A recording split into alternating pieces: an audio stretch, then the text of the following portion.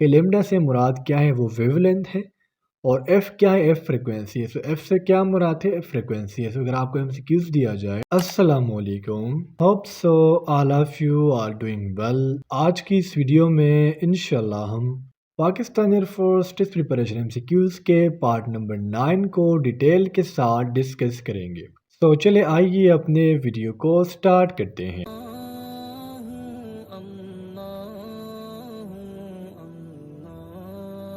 The first MCQ is arrangement of rows and columns into brackets is called।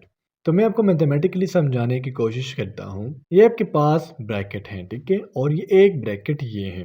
तो अगर इसमें हम क्या करें, किसी नंबर्स को रोज और कॉलम्स में अरेंज करें। सपोज करें हमें नंबर दिया गया है 1 2 3 4 5 6। तो ये हमारे पास हो गई रोज और ये हमारे पास हो गए कॉलम्स। सो नंबर्स को ब्रैकेट्स के अंदर रोज और कॉलम्स में क्या करना, अरेंज करना, इसे हम नाम देते हैं मैट्रिक्स का। और अगर आपसे ये पूछ लिया जाए that the plural of matrix is, तो आपने मैट्रिक्सेस नहीं लिखना, ठीक है। जो मैट्रिक्स का प्लूरल है वो क्या है, मैट्रिसेस। इससे बाज़ औक़ात एक एमसीक्यूज़ और आता है, सो वो भी मैं आपको बता देता हूँ।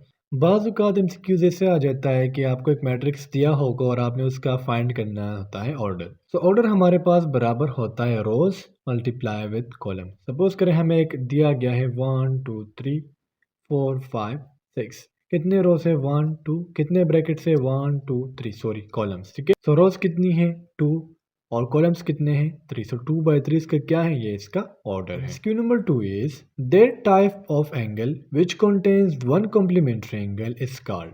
एक ऐसा एंगल जिसमें हमारे पास सिर्फ और सिर्फ एक कॉम्प्लीमेंट्री एंगल हो। तो मैथमेटिक्स में हम इसे नाम देंगे राइट एंगल ट्राइंगल का। अब यहाँ पर एक वर्ड यूज किया गया है कॉम्प्लीमेंट्री एंगल। तो जब भी आप टू एंगल्स को आपस में ऐड करो और उसका सम आपके पास आ जाए 90 डिग्री, तो मैथमेटिक्स में ऐसे एंगल को हम नाम देंगे कॉम्प्लीमेंट्री एंगल का। ये कॉम्प्लीमेंट्री एंगल 60 + 30 हो सकता है, ये 70 + 20 भी हो सकता है। लेकिन जब भी आप टू एंगल्स को आपस में ऐड करें उसका सम 90 आएगा, सो वो होगा कॉम्प्लीमेंट्री एंगल। अब अगर एक एंगल 90 डिग्री के बराबर है तो ये है राइट एंगल। अगर एक एंगल 90 डिग्री से कम है तो वो है एक्यूट एंगल, और अगर एक एंगल 90 डिग्री से ज़्यादा है तो वो है obtuse angle. MCQ number 3 is what is the energy form due to waterfall. Suppose करें यहाँ पर आपके पास एक हिल है। इस हिल से जब पानी गिरता है ना, तो इसमें जो एनर्जी स्टोर्ड हुई होती है वो होती है पोटेंशियल एनर्जी। इसके अलावा एक एमसीक्यूज ये आता है कि कौन सी टाइप की एनर्जी स्टोर्ड होती है डैम्स में। तो डैम्स में जो सी एनर्जी स्टोर्ड होती है ना, वो भी होती है पोटेंशियल एनर्जी। पोटेंशियल एनर्जी की डिफिनेशन क्या है, the energy present in a body due to its position, ठीक है। यानी किसी बॉडी में जो एनर्जी स्टोर्ड है उसकी पोजीशन की वजह से उसे हम नाम देंगे पोटेंशियल एनर्जी की। और पोटेंशियल एनर्जी को हम सिंपली डिनोट करते हैं, ये हमारे पास पी इसका शॉर्ट फॉर्म है, और ये हमारे पास mgh के बराबर है। m shows mass, g shows gravity and h shows height. अगर MCQs आ जाए that potential energy depends upon, तो ये मास पर डिपेंड करती है। MCQ number 4 is to every action there is always an equal and opposite reaction, this is the statement of blank. तो आप लोगों ने न्यूटन के 3 लॉज पढ़े होंगे, first law of Newton, second law of Newton and third law of Newton. तो Newton के अगर थर्ड लॉ ऑफ न्यूटन के आप स्टेटमेंट को पढ़ोगे तो उसका स्टेटमेंट ये है कि दुनिया में जितने भी फोर्सेस है तो उसके रिएक्शन भी होता है, लेकिन जो वो रिएक्शन होगा वो अपोजिट डायरेक्शन में होगा। सपोज करें यहाँ पर एक बॉल है, आपने एक बॉल उठाया, इस बॉल को आपने क्या किया, दीवार के ऊपर मार दिया। तो चाहिए तो ये ना कि बॉल यहाँ पर अटक जाए, लेकिन नहीं, आपने दीवार पर क्या किया, एक्शन किया, दीवार ने बॉल को वापस फेंक दिया आपकी तरफ। सो ये दीवार ने क्या किया, आपके ऊपर रिएक्शन किया। सो ये न्यूटन के थर्ड लॉ का स्टेटमेंट है। और एक एमसीक्यूज ये आता है, ये बहुत ज़्यादा कॉमन है, that first law of Newton is also known as, so Newton के फर्स्ट लॉ को हम लॉ ऑफ इनर्शिया भी कहते हैं। MCQ number 5 is electric generator is a device that convert. Electric generator को हम सिंपली अपने घरों में जनरेटर का नाम यूज करके कहते हैं। और इलेक्ट्रिक जनरेटर में आप क्या डालते हो, फ्यूल डालते हो। वो फ्यूल क्या होता है, या तो वो पेट्रोल होगा, और या फिर आजकल जो जनरेटर आए हुए हैं ना उसमें यूज होता है गैस। तो जनरेटर क्या करता है, आप मैकेनिकल एनर्जी उसको दे रहे हो और उससे आप क्या करते हो, इलेक्ट्रिसिटी प्रोड्यूस करते हो। सो ये बेसिकली केमिकल एनर्जी नहीं है, ठीक है, ये इलेक्ट्रिकल एनर्जी है। So electric generator is a device that convert mechanical energy in electrical energy. MCQ number 6 says complete the series. हमें एक सीरीज दिया गया है और इस सीरीज को हमने कंप्लीट करना है। तो देखिए हम एक स्मॉल नंबर से एक लार्ज नंबर की तरफ जा रहे हैं, स्मॉल नंबर से लार्ज नंबर की तरफ जा रहे हैं। इट्स मीन यहाँ पर हमने करनी है एडिशन।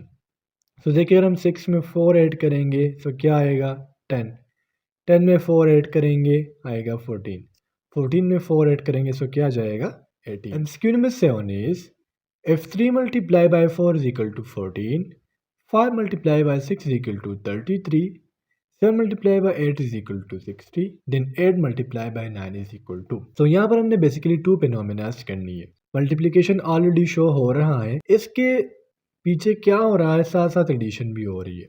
सपोज कर आपने 3 को 4 के साथ मल्टीप्लाई किया और इसमें 2 को ऐड किया तो आ गया 14, 5 को 6 के साथ मल्टीप्लाई किया गया 30, उसमें 3 को ऐड किया आ गया 33, 7 को 8 के साथ मल्टीप्लाई किया आ गया 56, 56 में 4 को ऐड किया तो आ गया 60। अब हमने नेक्स्ट क्या करना है, 8 को 9 के साथ जब मल्टीप्लाई करेंगे तो आ जाएगा 72। देखिए पहले 2 ऐड हुआ, फिर 3 ऐड हुआ, फिर 4। अब नेक्स्ट अगर हम 72 में 5 को ऐड करेंगे तो क्या आ जाएगा 77। MCQ number 8 is light year is the unit of. तो जब भी लाइट ईयर की बात आए ना तो इसमें कंफ्यूजन की बिल्कुल भी ज़रूरत नहीं, आपने कभी भी इसमें कंफ्यूज नहीं होना। ये डिस्टेंस का ऐसा यूनिट है, यानी सिस्टम इंटरनेशनल में जो डिस्टेंस का यूनिट है वो लाइट ईयर है। इसके अलावा आपको पावर के यूनिट का पता होना चाहिए, वर्क के यूनिट का पता होना चाहिए और एनर्जी का यूनिट का पता होना चाहिए। जो है ना, तीनों बहुत ज़्यादा इम्पॉर्टेंट है। Number 9 is we get up early blank the morning.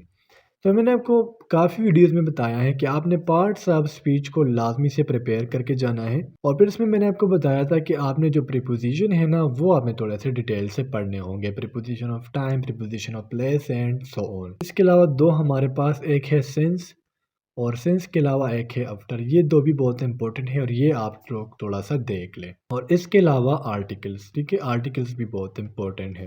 तो हम सुबह सवेरे उठते हैं, ठीक है, सो दैट्स व्हाई यहाँ पर हमारा जो करेक्ट प्रीपोजिशन है वो है in. We get up early in the morning. MCQ number 10 is I enjoy blank letters. अब यहाँ पर हमने अगेन जो एक ब्लैंक को फिल करना है, तो यहाँ पर हमारा जो करेक्ट ऑप्शन होगा वो होगा to write. I enjoy to write letters, यानी मुझे खत लिखने में मजा आता है। MCQ number 11 is he is weak blank grammar. अब अगेन हमने यहाँ पर प्रीपोजिशन को चूज करना है। अब बात बच्चे यहाँ पर यूज करेंगे एट का। सो मैंने 2 कंडीशंस यहाँ पर दी हुई है। Be weak in something means किसी चीज में कमजोर होना, ठीक है, यानी अगर आपके सामने आ गया ना वीक से, इसके बाद आप क्या यूज करेंगे एन, ठीक है, यानी अगर किसी चीज में आप कमजोर है, वीक इन का क्या मतलब है, किसी चीज में कमजोर होना। और अगर सपोज करें यहाँ पर लिखा होता है ही इज गुड, तो फिर आपने इसके बाद क्या यूज करना था, एट का यूज करना था। गुड एट का मतलब क्या है, किसी चीज में माहिर होना। तो अगर पहले आ जाए गुड तो उसके बाद क्या यूज होगा, एट। और अगर वीक आ जाए फिर क्या आएगा।